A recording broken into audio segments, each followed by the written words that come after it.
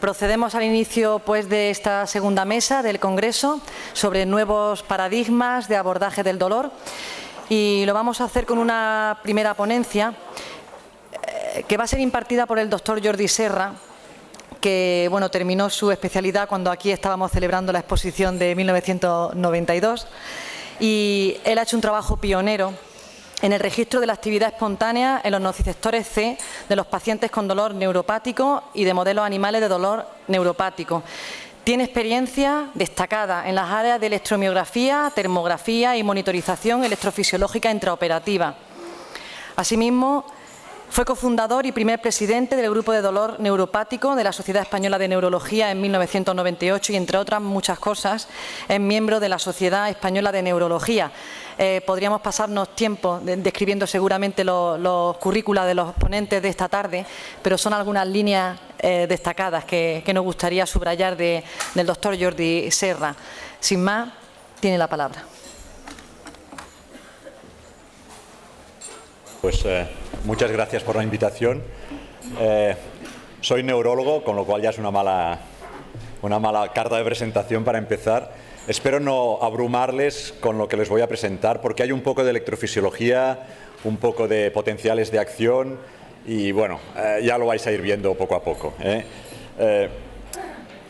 Creo que lo que hemos intentado hacer durante estos últimos años, si os fijáis en el campo del dolor, lo que todo el mundo está intentando hacer hoy en día, es, aparte de un buen diagnóstico y de hacer los perfiles que puede tener de disfunción somatosensorial ese paciente y tal, las grandes avenidas, lo que la gente está intentando hacer es buscar maneras de objetivar el dolor, maneras de tener un aparato, tener un número, tener algo que yo se lo pueda aplicar al paciente y yo pueda tener una medida objetiva del dolor. Si os fijáis, la única medida objetiva que tenemos ahora de dolor es preguntarle ¿cuánto dolor tienes? Y el paciente dice, pues tengo un 3, un 4, un 5 sobre 10. O le puedes hacer escalas o le puedes hacer cuestionarios de dolor y te dirá, pues el dolor es de esta cualidad, de esta otra cualidad. Si uno habla con gente que hace imagen funcional, pues también están buscando cuáles son el pain matrix, todas estas historias, ¿no? Qué áreas se activan, qué conectoma hay ahí, que pueda explicar el dolor. Pero sobre todo lo que también están intentando buscar es una prueba objetiva, no de si uno tiene dolor o no, sino de cuánto dolor tiene. O sea, en el fondo lo que estamos intentando es llegar a lo que llamaríamos un dolorímetro, ¿de acuerdo? Esto, ya os lo digo, que va a ser muy difícil, porque el dolor en definitiva es una experiencia sensorial que depende de una persona viva que está en un medio ambiente y que está atendiendo a diferentes cosas. O sea, yo puedo tener una cantidad de actividad en mi sistema nervioso nociceptivo, pero porque estoy viendo una película que me apasiona, en ese momento voy a reportar menos dolor, ¿de acuerdo? Pero sí que podemos intentar aproximarnos a tener, entre comillas, biomarcadores de lo que sería el dolor espontáneo.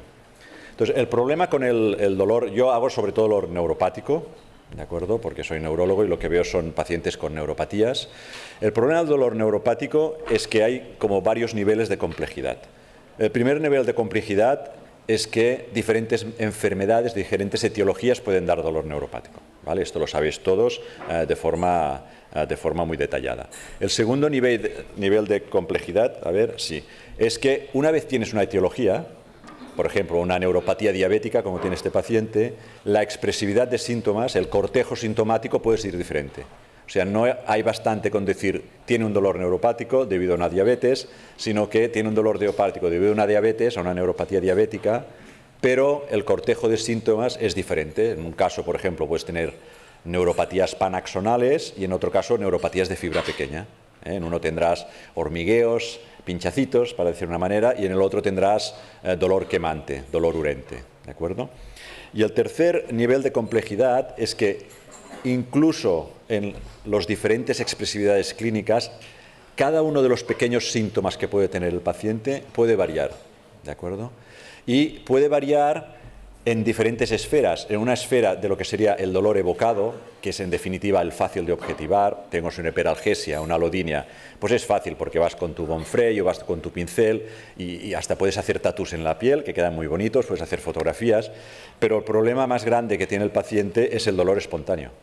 Y fijaros que el dolor espontáneo no puedo ponerlo en la diapositiva, tengo que poner un cuadradito aquí que ponga dolor espontáneo, porque la única manera que tengo de objetivarlo hoy en día es preguntándole, ¿de acuerdo?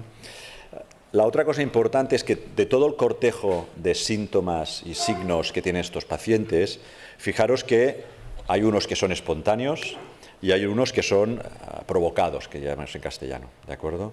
El problema grande que hay con esto es que la queja principal de los pacientes siempre es normalmente el dolor espontáneo. Sí que hay pacientes que lo que más les molesta es su signo de Tinel, aquí o allí. Pero normalmente en neuropatía periférica y en general en dolor neuropático, el síntoma más importante es este dolor constante que aparece sin que uno haga aparentemente nada. La mayoría de estudios animales preclínicos se hacen en este otro cortejo de síntomas, que son los dolores provocados. Entonces, no es de extrañar que tengamos un arsenal terapéutico de risa casi muy pobre para tratar dolor neuropático, porque en los últimos realmente 15-20 años todos los estudios preclínicos que se han hecho para intentar desarrollar drogas para el dolor espontáneo se han hecho en modelos animales que lo único que miran, el readout, el signo que miran, la lectura de la prueba que están haciendo es el dolor evocado. O sea, estamos intentando medir la fiebre con 1 centímetro, para entendernos. O sea, hay una disfunción aquí que no nos va a llegar a ningún sitio.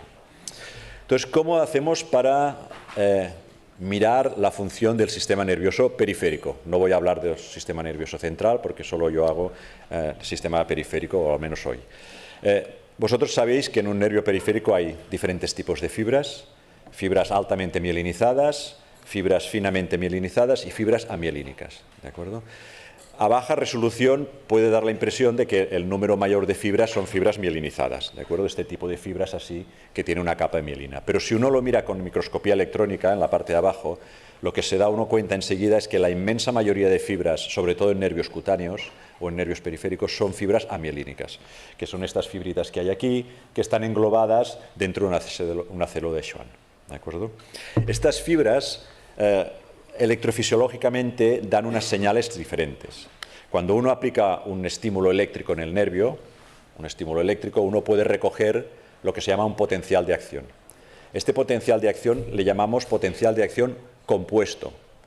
Le llamamos compuesto porque está compuesto de la suma algebraica casi de todos los potenciales de acción individuales de todos los axones que hay en ese nervio. ¿De acuerdo? Los potenciales de acción compuestos de un nervio están compuestos de otros potenciales de acción, pero además tienen diferentes deflexiones. ¿Por qué tienen diferentes deflexiones? Porque la velocidad de conducción de las fibras es diferente. Las fibras altamente mielinizadas conducen muy rápidamente y de una forma muy sincrónica, y las fibras amielínicas conducen muy lentamente y de una forma muy asincrónica. El resultado es que la suma algebraica de todos los potenciales de la fibra beta, como que es muy sincrónica, es muy grande, es tan grande que yo lo puedo recoger desde la superficie de la piel. Y es lo que se llama estudios de conducción nerviosa. ¿De acuerdo? Un estudio de conducción nerviosa es el registro electrofisiológico del potencial de acción compuesto de las fibras altamente mielinizadas. Pero el potencial compuesto de las fibras C, que aparece mucho más tarde en cuanto a latencia, es muy pequeñito y muy disperso. Está pequeño y tan disperso que esta cosita tan pequeña no la puedo registrar desde la piel. ¿De acuerdo? Entonces yo tengo un problema, porque las fibras pequeñas, las fibras no mielínicas, que son las que realmente son importantes en la experiencia de dolor, no las podemos registrar con las técnicas habituales de electrofisiología. Entonces, ¿funciona? Siguiente. Como os decía, para las fibras mielinizadas, estudios de conducción nerviosa, potenciales evocados somatosensoriales, convencionales. La siguiente, por favor, creo que las transiciones no deben funcionar.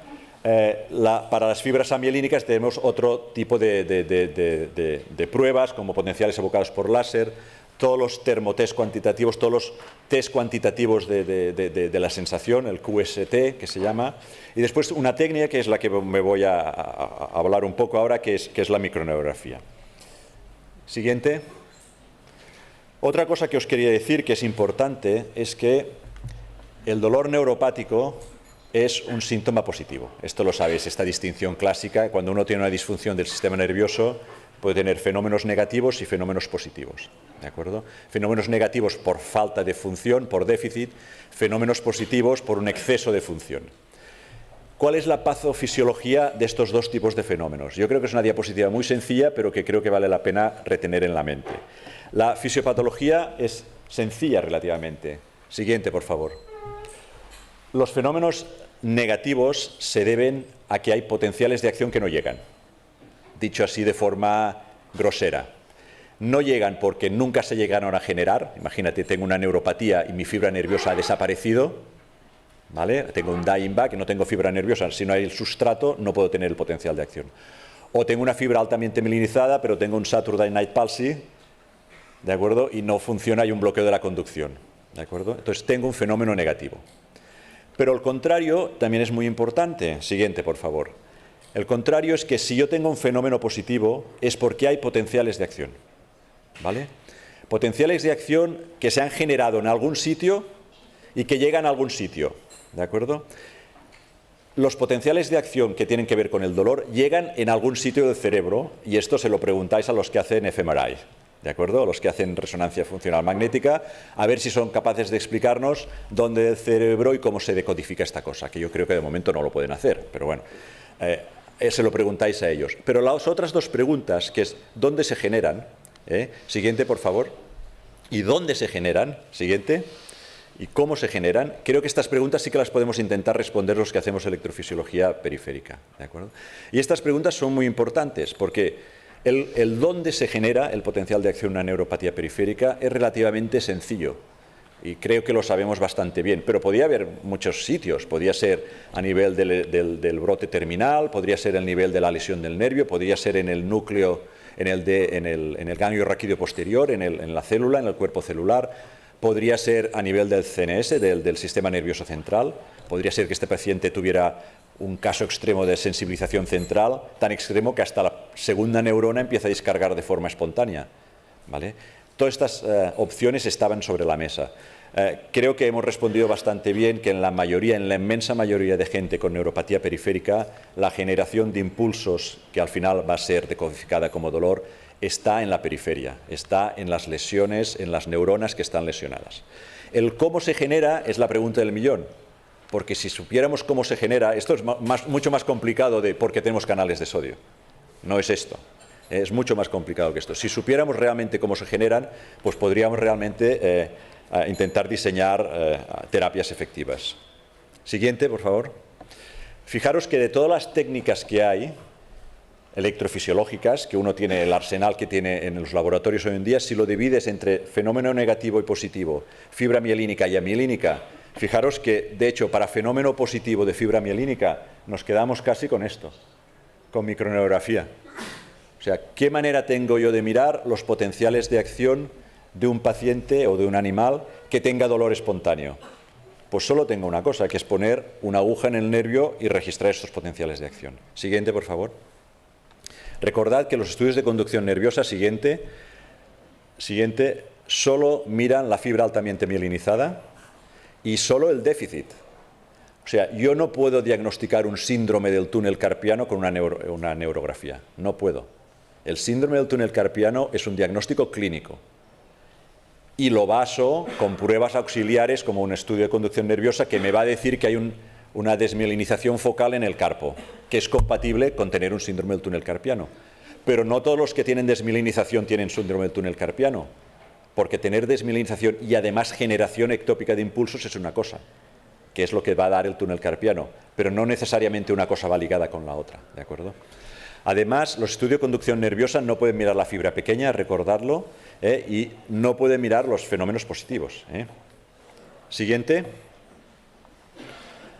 Hay una técnica que se llama microneurografía, que es lo que os voy a explicar ahora, que es una técnica relativamente antigua, de los años final de los 60, principio de los 70, que es muy sencilla conceptualmente, igual no es tan sencilla de hacer, pero también es relativamente sencilla de hacer manualmente, que lo que consiste es en meter agujitas, microelectrodos dentro del nervio y registrar los potenciales de acción. Esta técnica durante los últimos 5 o 10 años ha hecho como un boom por dos motivos. Básicamente por dos motivos. Uno, porque los softwares de análisis que hay hoy en día son mucho más poderosos que lo que hace 15 años. 15 años íbamos con un papel y con tinta y con un osciloscopio y era casi imposible seguir los potenciales de acción. Hoy en día los softwares, y ahora os voy a enseñar, son capaces de analizar esto de forma automática. Y el segundo gran avance es que se ha aplicado la misma técnica en animales. Con lo cual tenemos una herramienta que es completamente translacional, en el sentido de que yo puedo tener un paciente con diabetes y un animal con diabetes, puedo comprobar que la patología en el nervio es exactamente la misma, aplico una técnica que es idéntica en los dos lados, de hecho usamos los mismos electrodos y los mismos amplificadores tanto en el animal como en el humano, y tenemos un readout, tenemos un marcador que es exactamente igual en el humano que en la rata, ¿vale? Siguiente, por favor. Entonces, ¿en qué consiste la micro? La micro es muy fácil. Por ejemplo, tienes un paciente con una neuropatía fibra pequeña y le quieres registrar desde el peroneo superficial. Uno pone, no sé si lo veis desde el fondo, un microelectrodo dentro del peroneo superficial y otro microelectrodo en la piel. Y estimulas eléctricamente el campo receptivo del peroneo superficial. En este caso es la rama lateral del peroneo superficial. ¿De acuerdo? A ver si funciona ahora. No. Siguiente, por favor. Cuando uno da un estímulo eléctrico aquí, genera potenciales de acción que son conducidos por el nervio y mi registro es capaz de detectarlos, ¿de acuerdo? Y lo detecta algo como esto, una serie de deflexiones aquí, nada y una serie de deflexiones. Si uno sabe la velocidad de conducción, la distancia, a ver si funciona, puede calcular la velocidad de conducción. Y aquí vais rápidamente que hay fibras que van más rápidas, 10 centímetros, 10 metros por segundo, 10 centímetros a 100 milisegundos, 1 metro por segundo. ¿De acuerdo? O sea, pongo la aguja en el nervio, estimulo el campo receptivo, registro potenciales de acción y puedo saber si son principio A delta o son fibra C. Siguiente. A ver si lo puedo hacer yo.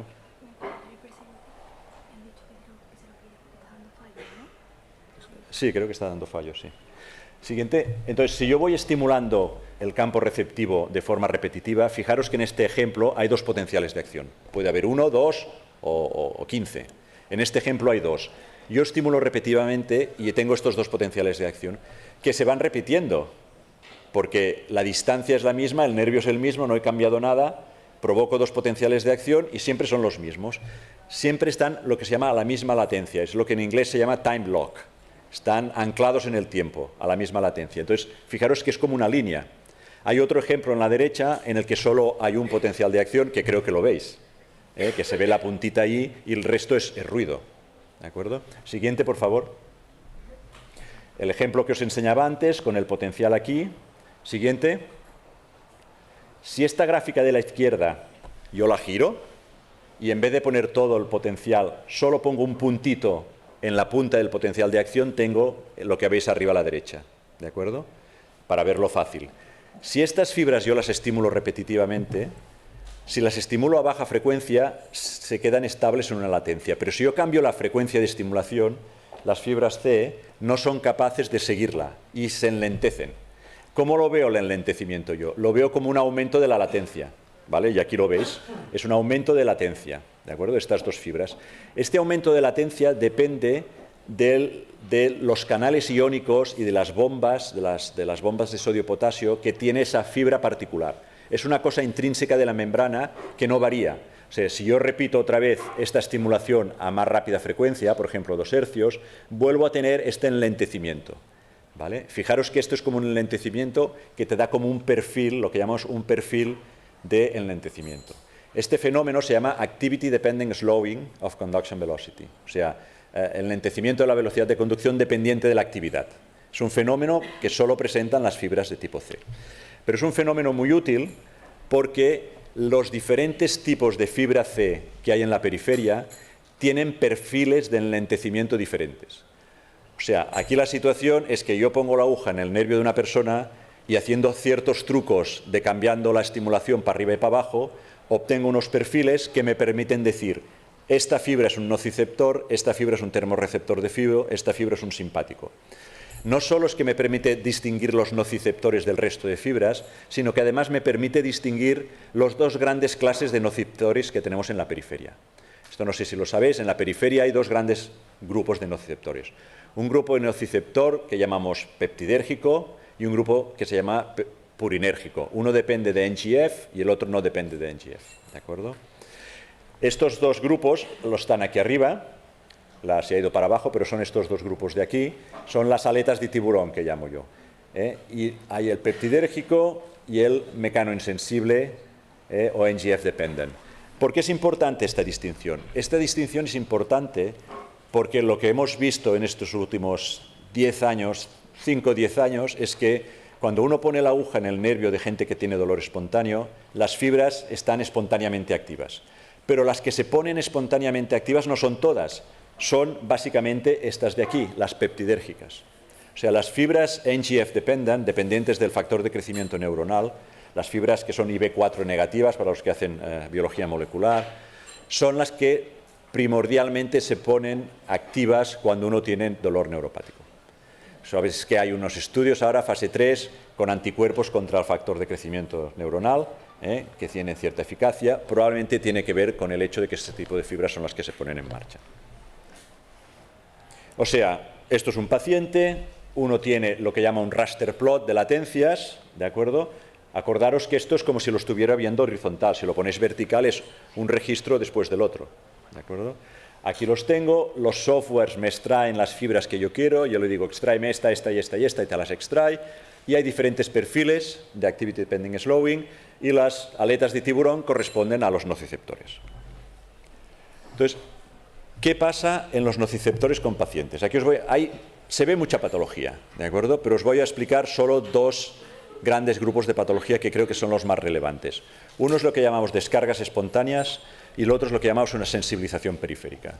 ¿Por qué os voy a explicar solo estos dos? Bueno, porque el primero probablemente tiene algo que ver, o mucho, con la sensación de dolor espontáneo, y el segundo tiene que ver mucho con lo que se llama la hiperalgesia o la hipersensibilidad. ¿De acuerdo? Cuando una fibra C, yo la estoy estimulando, me produce estos potenciales que están time lock y que están estables. Fijaros que lo que está pasando aquí es que yo induzco un estímulo en el nervio de forma artificial, eléctricamente. Le doy un potencial de acción y espero 4 segundos y le vuelvo a dar otro. Y espero 4 segundos y le vuelvo a dar otro. Y esto es lo que hay aquí. Uno que he generado yo eléctricamente, otro. Si esta fibra que yo estoy estimulando artificialmente está quieta, no se mueve, o sea, no está descargando por ella misma, los potenciales van a estar a latencias estables. Pero si esa fibra está descargando de forma espontánea por ella misma, porque tiene una descarga espontánea, lo que va a pasar es que mi potencial eléctrico va a generar un potencial de acción que se va a transmitir más lentamente o más rápido, dependiendo de cuántos potenciales de acción ha seguido esa fibra. O sea, dependiendo de cuánto Activity Dependent Slowing tenga, va a ir para arriba o para abajo. Con lo cual, una fibra de tipo C que te da estas latencias estables quiere decir que está calladita, que no se mueve. Una fibra C que te da estos jitters, estos movimientos para arriba y para abajo, te está indicando que la fibra está descargando de forma espontánea. Aquí tenéis una descarga espontánea de una fibra, ¿vale? Esta fibra se está moviendo para arriba y para abajo. Dependiendo de cuántas haya, va a haber para arriba o para abajo, para arriba o para abajo. ¿De acuerdo? O sea, entonces esto, que nosotros le llamamos dientes de sierra, sawtooth en inglés, porque tiene este perfil así, pues te va a dar una indicación de que esta fibra está descargando espontáneamente. Fijaros que cuánto enlentecimiento hay dependerá de cuántos potenciales de acción extra han aparecido. Si hay más potenciales de acción, el movimiento desde el baseline será mayor, si hay menos potenciales de acción va a ser menor. Y esto te permite cuantificar, ¿de acuerdo? Los nociceptores periféricos son un tipo de fibras que normalmente están calladitas, que no se mueven. Tenemos un sistema que está ahí inervando la piel, el periósteo, los músculos, los ligamentos, y que está ahí quieto, preparado para cuando hay un estímulo nocivo, pues descargar. Pero normalmente no descargan de forma espontánea. Los termorreceptores sí. El termorreceptor de frío o de calor, si hace mucho calor como ahora, probablemente tengo algunos termorreceptores que van descargando. Y mi sistema simpático también descarga. Yo tengo un sistema, un tono basal simpático que va descargando. Pero los nociceptores están quietos. Como que están quietos, las aletas de tiburón te dan estas líneas planas, completamente planas. Si uno pone la aguja en un paciente con dolor neuropático periférico, con dolor urente, con dolor espontáneo, lo que ves es una cosa muy diferente, algo como esto. Esto es un paciente diabético y aquí ves aletas de tiburón, pero todas tienen estos dientes de sierra. Fijaros aquí que se ve muy bien, como 3 dientes de sierra. ¿Qué te está diciendo este registro? Este registro te está diciendo que ese paciente que se queja de dolor urente tiene sus nociceptores en la periférica que están descargando de forma espontánea. Y ahí viene la cuestión del millón. ¿Es esto la causa del dolor? ¿O es solo el trigger inicial y después el sistema nervioso central es el que se encarga de amplificarlo y ahí tenemos dolor? Yo creo que esto es una cuestión que es muy relevante desde un punto de vista teórico, pero es un poco que es primero huevo o la gallina, ¿eh? Lo que sí estamos viendo es que esto es una condición necesaria para tener dolor espontáneo. Si tú no tienes esto, no tienes dolor espontáneo.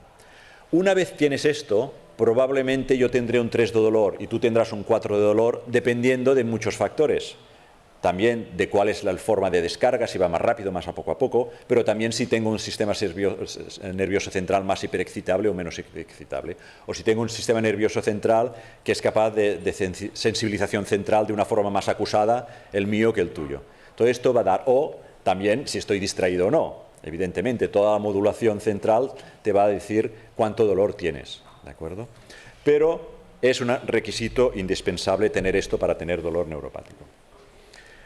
La forma, la morfología es patognomónica, o sea, cuando uno hace registros no hay confusión. Estos son nociceptores normales, estos son nociceptores que descargan.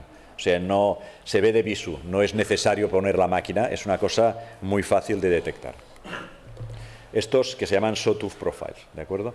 Estos descargas de los nociceptores las vemos tanto en humanos como en animales, y las vemos independientemente de la etiología que ha provocado el dolor neuropático. Esto parece muy importante. O sea, es igual que yo tenga una diabetes o un trauma de nervio. Si tengo dolor neuropático es porque mis nociceptores que están lesionados se están descargando de forma espontánea.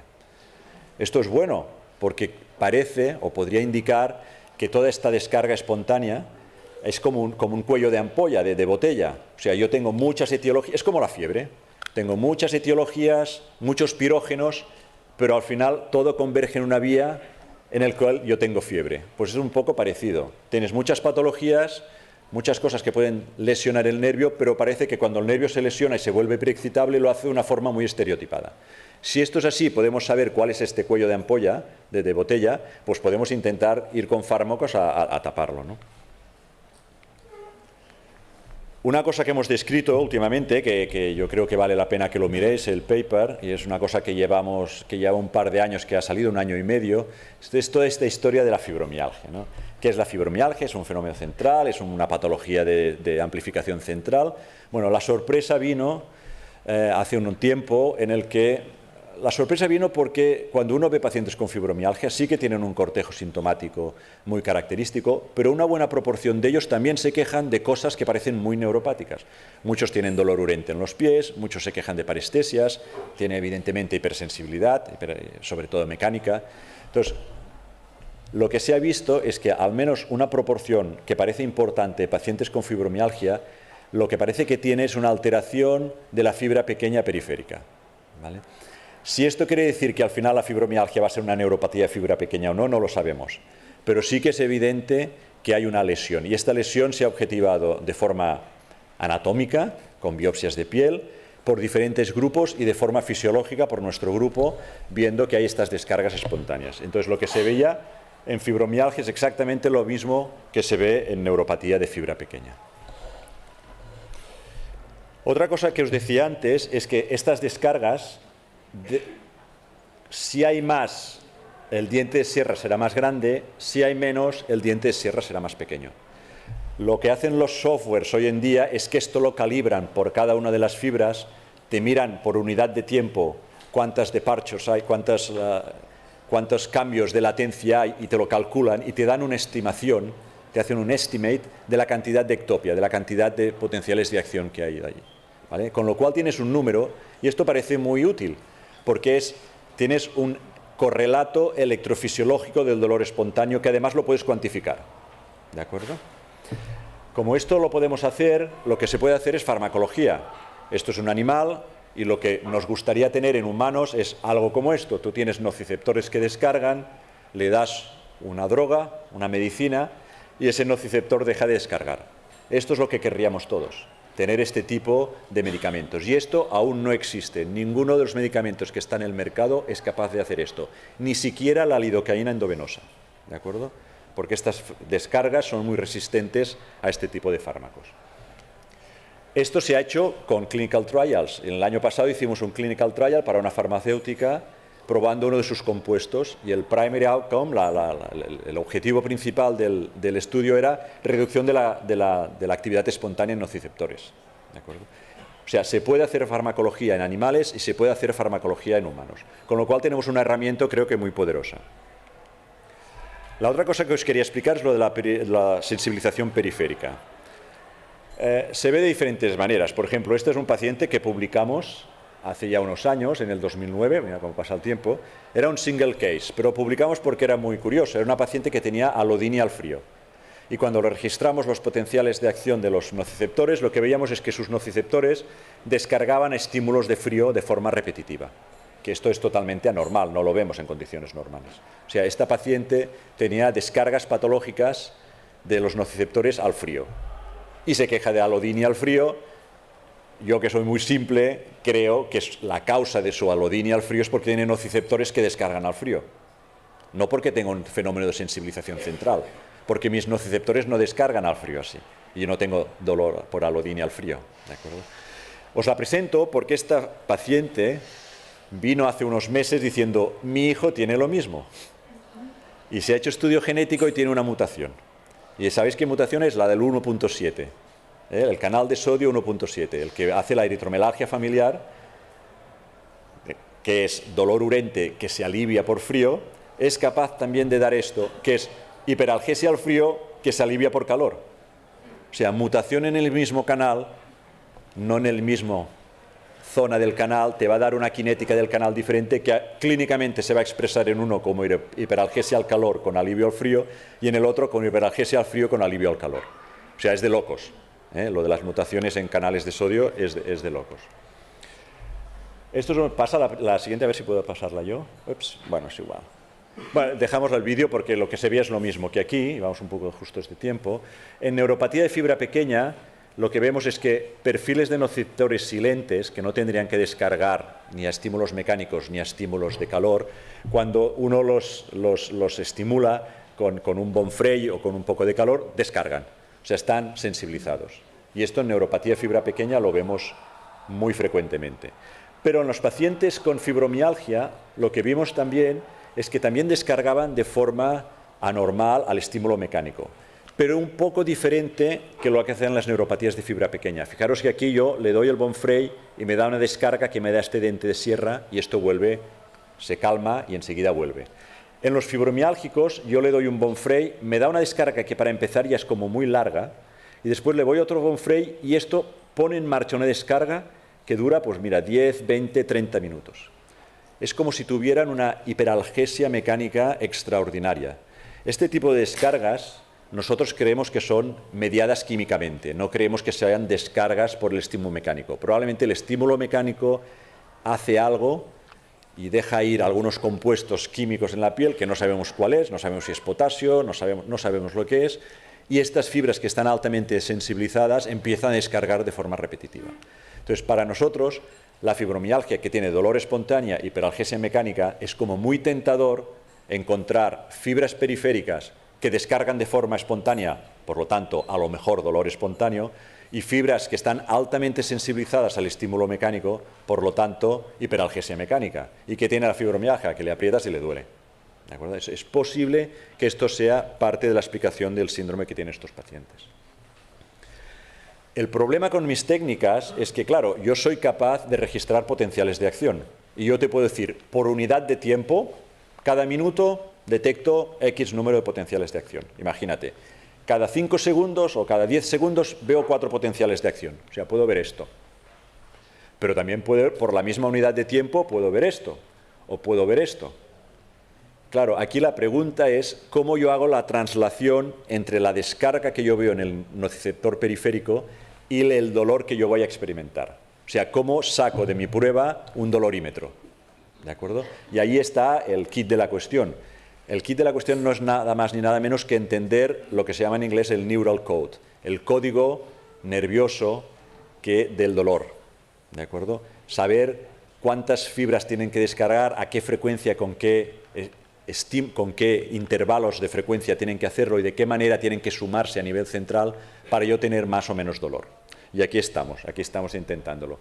Estamos haciendo unos estudios ahora con intraneural microstimulation, pones la aguja en el nervio, pero en vez de registrar, estimulas. En vez de registrar de un potencial de acción de un nociceptor, tú estimulas un nociceptor, o dos. Y entonces puedes hacer psicofísico, porque yo le doy estímulos al nociceptor y le pregunto al sujeto qué es lo que ha notado. Por ejemplo, cosas así. ¿Se repite esto? A ver. Esto es un psicofísico, por ejemplo, que se puede hacer con intraneural microstimulation, ¿vale? Tú pones la aguja, das estímulos y le preguntas, ¿lo has notado sí o no? ¿Fue doloroso sí o no? ¿Cuánto dolor fue? ¿Qué perfil temporal tiene? ¿Cómo lo describes? ¿Es natural o no? ¿Está en la superficie de la piel o está profundo? O sea, se pueden hacer muchas cosas psicofísicas solo poniendo una agujita dentro del nervio. Y entonces se ven cosas como esta, por ejemplo. Se ven fibras, ¿vale?, que a frecuencias muy bajas, un hercio, yo ya lo detecto, es un tiempo de reacción, ¿vale? Cuando notes algo, aprieta. Tiempo de reacción por debajo de medio segundo. Dependientemente de la frecuencia, siempre lo noto y siempre es vibración. O sea, probablemente en ese caso yo estoy estimulando una fibra altamente mielinizada, o un Pacini o un Meissner, probablemente. ¿De acuerdo? Receptores de vibración, o de tacto, o de desplazamiento, ¿vale? Hay otras situaciones en las que a baja frecuencia yo no noto nada, y cuando empiezo a notar es burning, es quemor, ¿vale? Y el tiempo de reacción son altísimos, 2 segundos, más de 1 segundo, ¿de acuerdo? Son nociceptores. En un caso he estimulado fibras altamente mielinizadas, en el otro nociceptores. ¿Qué es lo que sabemos con esto? Bueno, lo que sabemos con esto, que yo creo que es una de las claves, una de las dos claves por las que es tan difícil tratar el dolor neuropático periférico. La primera cosa que sabemos es que las descargas que nosotros registramos en nociceptores individuales son de muy baja frecuencia. No es como un Pacini, que te mete una descarga ahí a alta frecuencia. No, el nociceptor que descarga espontáneamente va haciendo pam, pam, pam, pam. O sea, muy poco. Muchas veces menos de 1 hercio, ¿vale? Entonces, cuando uno hace intraneural microstimulation, se da cuenta que a frecuencias incluso de 10 hercios, que nunca las vemos en descargas espontáneas en la periferia, cuando uno estimula un solo nociceptor, la cantidad de dolor que yo tengo es irrisoria, es mínima. O sea, si yo un nociceptor individual lo descargo a 10 hercios, el paciente, el sujeto va a decir, sí, he notado un quemorcito. ¿Y cuánto quemor es? Un 1. Porque estoy descargando solo una fibra. Entonces, ¿qué nos está indicando esto? Esto nos está indicando que los factores de sumación temporal a nivel periférico son relativamente poco importantes. Que lo realmente importante son los factores de sumación espacial. ¿Qué es lo que está pasando aquí en neuropatía periférica? En neuropatía periférica tú tienes cientos de nociceptores que están descargando a baja frecuencia, pero todos convergen.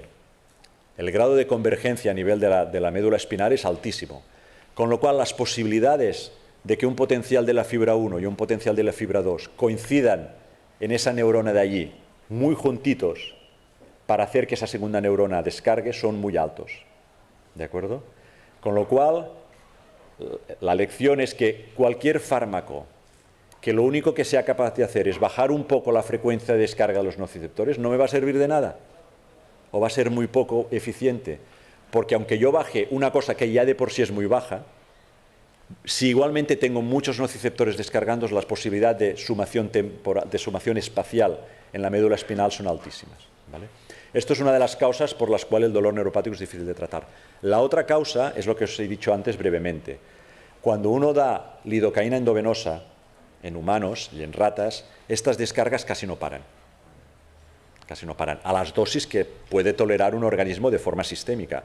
Evidentemente, si tú pones lidocaína cutánea y el generador está en la piel, sí que voy a pararlo, porque la concentración de lidocaína es tan grande que no es que pare la descarga espontánea, lo que hago es bloquear la conducción nerviosa, ¿de acuerdo? Entonces, en ese caso, sí que voy a hacer con tratamiento tópico, pero con tratamiento oral aún no tenemos nada que pueda parar estas descargas.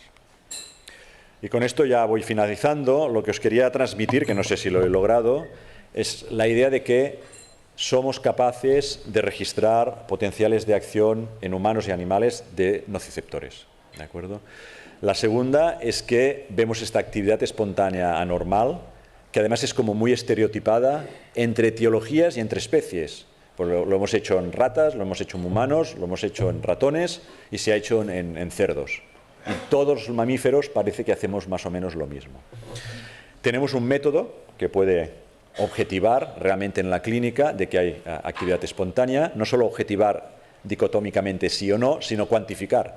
Yo puedo saber si ese paciente tiene más o menos actividad espontánea con las medidas que estamos haciendo, ¿vale? Y esta microneurografía, pensad que es una técnica más que hay en todo el arsenal que tenemos para mirar el sistema nervioso periférico y central. O sea, en los servicios de electrofisiología bien dotados tenemos pues, desde potenciales hasta microneurografía, incluso termotest y cuantitativo y todas estas historias. ¿De acuerdo? Muy bien, pues ya está. Muchas gracias.